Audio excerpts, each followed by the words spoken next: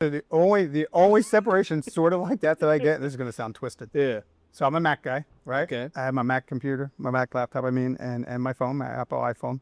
Mhm. And, the bar down the bottom where all your apps are on a Mac. Yeah. Well, messages is there. So I had to remove messages from the dock because every time a message would come, I'd stop doing this and go look at the Start doing this. Right. And then if it was 10 o'clock at night, I'm answering messages when I told my clients I'm done at 9. So I took it off my dock. And it's helped. It really has helped, especially if you just want to get something done. The phone goes over there on vibrate or do not disturb. Right. A lot of my clients will be like, hey, I called you once and it went right to voicemail. I was like, I'm sorry, I had to put on do not disturb. I have other clients as well. And they're receptive to it, right? Yeah. Yeah. But I had to take that off the dock. Right. And that's just like, Right. really? But that's who we are as people. Yeah. We think that somebody, I just went through Bold.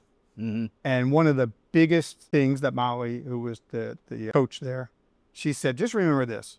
There's no real estate emergencies. There's no real estate emergencies. Yeah. But we think every time we got to call that client back right away.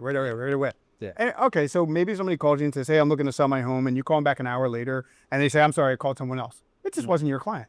It wasn't meant to be. Fair enough. Fair enough. And it's probably for good reason that they went with someone else. That's very true. Because anyone that is usually in that much of a hurry. Well, they're making a quick, irrational decision, and it's going to be like that the whole transaction. There you go. Yeah. There you go. Every time I have had a client they needed something right now, and that was the nature of the relationship, it turned out that they were spinning their wheels and they either had to slow down and let's really look at this, or they ended up saying, hey, I need this right now, need this right now, need this right now. And they did it. They ended up moving on to something completely different that they needed. So it wasn't, you're right. They weren't ready. No, they weren't ready. They weren't ready. They were, and they're like, hurry up, move. And it's like, pump the brakes. This is a huge decision. You're only going to do it once, twice, maybe 3 times in your life. I've only done it once. I've done it in 25 years. I'm only going to do it one more time when I retire and go. So you better make it a clear, concise decision on things, because I don't want you to call me a week after closing going, man, what did you let me do? Right. I can't afford this place, right? It's like, well,